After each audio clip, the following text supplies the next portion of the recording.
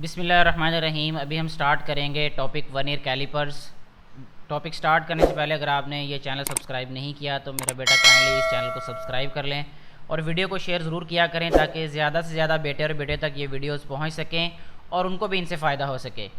Video start करने से पहले मैं ये बात भी आपको क्लियर करना चाहूँगा कि जितने भी यहाँ पे टॉपिक्स हम पढ़ रहे हैं और अगर उनसे रिलेटेड कोई प्रैक्टिकल एप्लीकेशन होगी या प्रैक्टिकल होगा तो वो एक अलग से वीडियो बना के वो अपलोड की जाएगी। यहाँ पे जस्ट आपको थ्योरी पढ़ाई जा रही है इन वीडियोज़ लेक्चर्स में, और जो प्रैक्टिकल होंगे या इनसे रिलेटेड कोई भी प्रैक्टिकल होगा तो वो वीडियो के ही थ्रू आप तक पहुँचाया जाएगा, उसके लिए अलग से वीडियो बनाई जाएगी।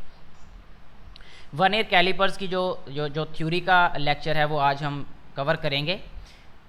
The accuracy obtained in measuring instruments using a metre rule is up to 1 millimetre. हमने पढ़ा था इसे प्रीवियस टॉपिक में, प्रीवियस लेक्चर में, कि जो मीटर रूल होता है उसका लीस्ट काउंट 1 मिलीमीटर होता है, यानी 1 मिलीमीटर से जो छोटी मेजरमेंट है वो हम मीटर रूल की मदद से उसको मेजर नहीं कर सकते, यानी उसकी जो है वो आप कह लें कि लिमिटेशंस हैं मीटर रूल की, ठीक है, या उसकी लिमिट यहाँ तक है। However an accuracy greater than 1 millimetre can be obtained by using some other instruments.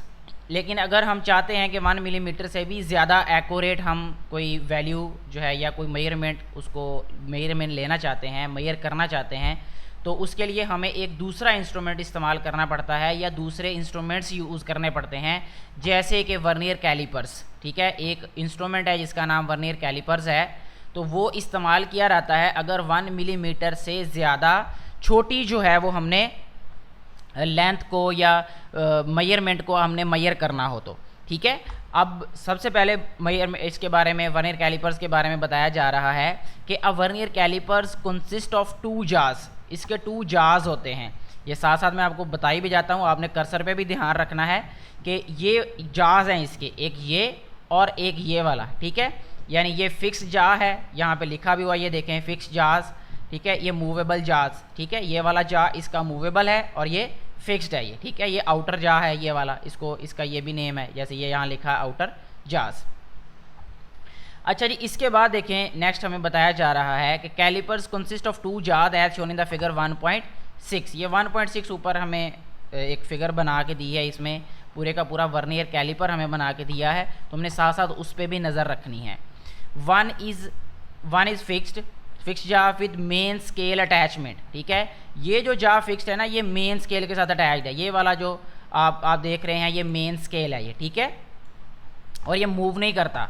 यहाँ पे ये भी हमें बताया गया होगा कि 1 is fixed with main scale attach to it. Main scale has centimetres and millimetres marks on it. और जो मेन स्केल होता है इस पे जो मार्क्स होते हैं, ये जो निशान लगे होते हैं, वो बेटे सेंटीमीटर्स और मिलीमीटर्स में होते हैं। ठीक है, जैसे 0 से लेकर 1 ये सेंटीमीटर हो गया, और इसके दरमियान में ये जो डिवीजन्स हैं, अगर आप ये देखें 0 और 1 के दरमियान मज़ीद ये 10 हिस्सों में तकसीम किया गया है इनको। वो जो 10 हिस्से हैं, हर एक हिस्सा 1 मिलीमीटर को शो करता है, डिनोट करता है। ठीक है, अच्छा जी, अब देखें ये बात बहुत ध्यान से मेरा बेटा आपने समझनी है। एक दफ़ा अगर आपको अच्छे तरीके से ये बातें समझ आ जाएंगी तो आपके लिए बहुत आसानी होगी आने वाली सारी क्लासेस में। द अदर जा इज़ अ मूवेबल जा। जो दूसरा जा होता है, जबड़ा होता है, दूसरा हिस्सा होता है, वो मूवेबल होता है।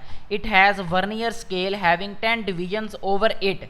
ये वर्नियर स्केल होता है, वर्नियर इसलिए इसको कहते हैं, ये मूवेबल होता है। ठीक है, such that each of its division is 0.9 millimetre. इस पे जो है वो 0 से लेकर 10 डिवीजन्स बनी हुई है। ठीक है, और हर एक डिवीजन जो है वो 0.9 मिलीमीटर को शो करती है। ठीक है, अच्छा जी, इसके बाद the difference between 1 small division on main scale.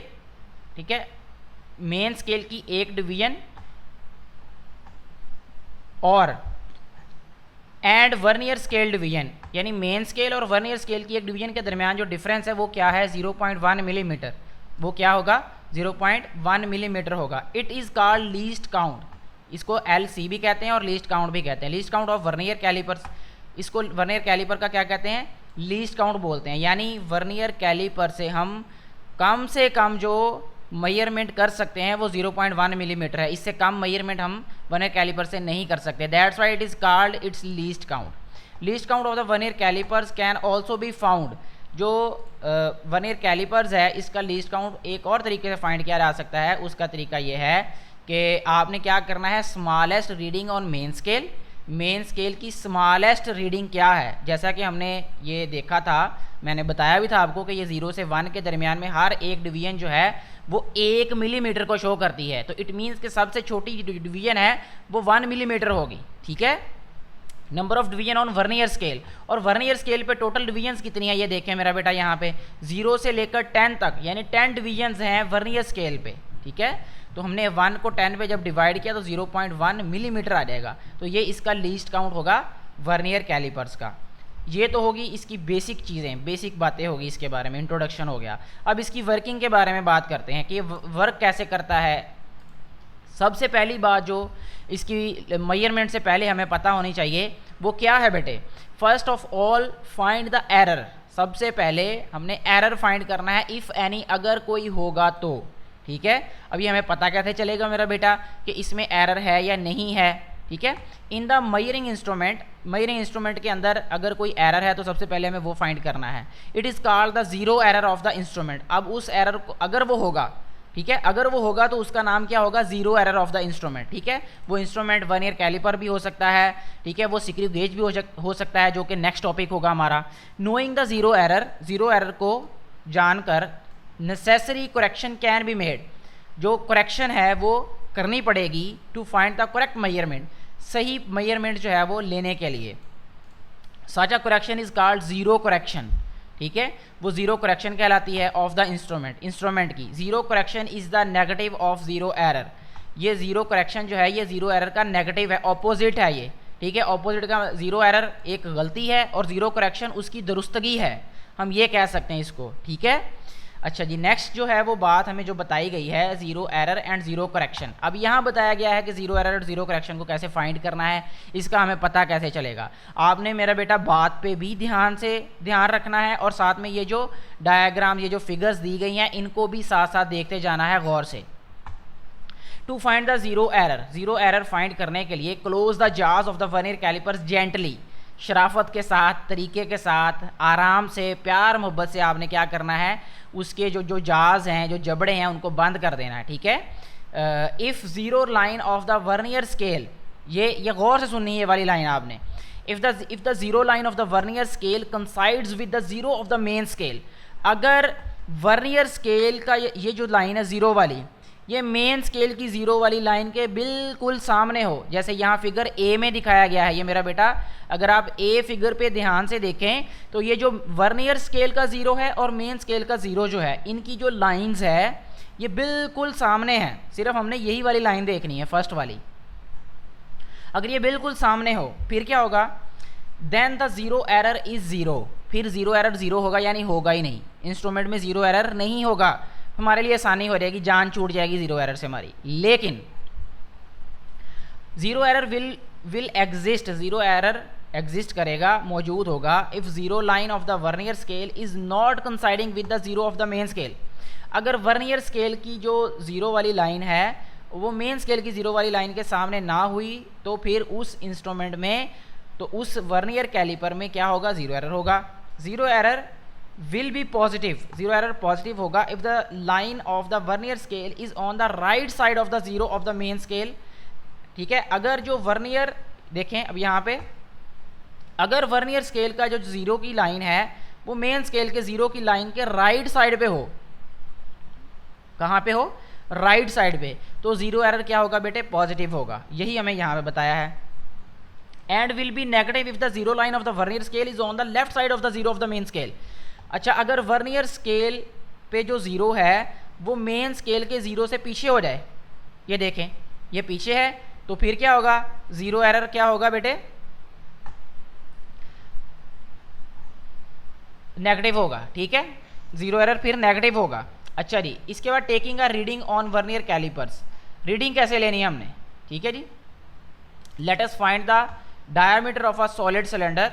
अगर फ़र्ज़ करें हमारे पास एक सॉलिड सिलेंडर है, ठीक है, जैसे आप ये कह लें कि आपके पास एक रॉड है, ठीक है, रॉड के अलावा आपके पास एक मार्कर हो सकता है, जो क्लास में आप बोर्ड मार्कर इस्तेमाल करते हैं, बोर्ड पे लिखने के लिए टीचर्स वगैरह यूज़ करते हैं, ठीक है, तो वो बोर्ड मार्कर का आप डायामीटर फाइंड कर सकते हैं। Let us find the diameter of a solid cylinder using 1 एयर calipers. Place the solid cylinder between जार्स। सबसे पहला काम क्या करना है कि उस सॉलिड सिलेंडर को जार्स के दरमियान में आपने प्लेस कर देना है, रख देना है, ऑफ द 1 एयर कैलिपर्स के, as shown in the figure 1.8। ये 1.8 फिगर में दिखा दिया गया है। ठीक हो गया जी।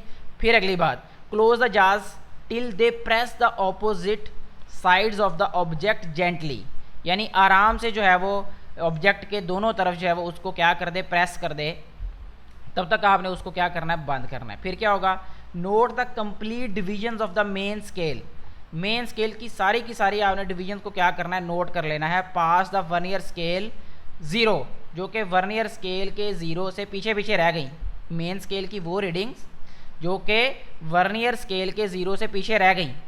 यहाँ पे देख लें आप, ये 0 है और 0 से पीछे 2.2, यानी 2 से 2 जो ग्रेड्स हैं वो आगे हैं। ठीक हो गया जी। यहाँ पे वो भी हमें बताएंगे भी ये चीज़। नेक्स्ट,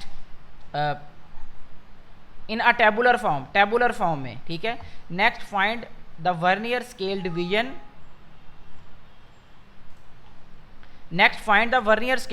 फिर हमने वर्नियर स्केल डिवीजन को फाइंड करना है, that is coinciding with any division on the main scale, जो कि मेन स्केल के किसी भी डिवीजन के बिल्कुल सामने हो, 100% वो बिल्कुल सामने होनी चाहिए। Multiply it by least count, ठीक है। उसको फिर हमने किसके साथ मल्टीप्लाई करना है, लीस्ट काउंट के साथ, जो कि 0.1 मिलीमीटर होता है। वर्नियर कैलिपर्स एंड, यानी उसके लीस्ट काउंट से मल्टीप्लाई कर देना है वर्नियर कैलिपर्स के, and add it in the main scale, और मेन स्केल की रीडिंग में इसको ऐड कर देना है। This is equal to the diameter of the solid cylinder. ये सॉलिड सिलेंडर के डायामीटर के बराबर होगा, यानी ऐसे डायामीटर जो है वो हमें फाइंड हो जाएगा। फिर क्या होगा, ऐड जीरो करेक्शन। अब जीरो करेक्शन, अगर जीरो एरर होगा तो फिर जीरो करेक्शन को ऐड कर देना है, टू गेट करेक्ट मेजरमेंट को हासिल करने के लिए। Repeat the above procedure and record at least 3 observations लेनी है with the solid cylinder displaced और रोटेटेड ईच टाइम। हर दफ़ा या तो आपने उसको आगे पीछे कर लेना है या उसको रोटेट कर लेना है। मुझे उम्मीद है कि आपको ये टॉपिक अच्छे तरीके से समझ आ गया होगा। अगर इससे रिलेटेड कोई कन्फ्यूजन हो तो आप कमेंट बॉक्स में ज़रूर पूछिएगा। कोशिश की जाएगी कि आपको जल्द से जल्द आपके क्वेश्चन का आंसर दिया जाए। Thank you very much.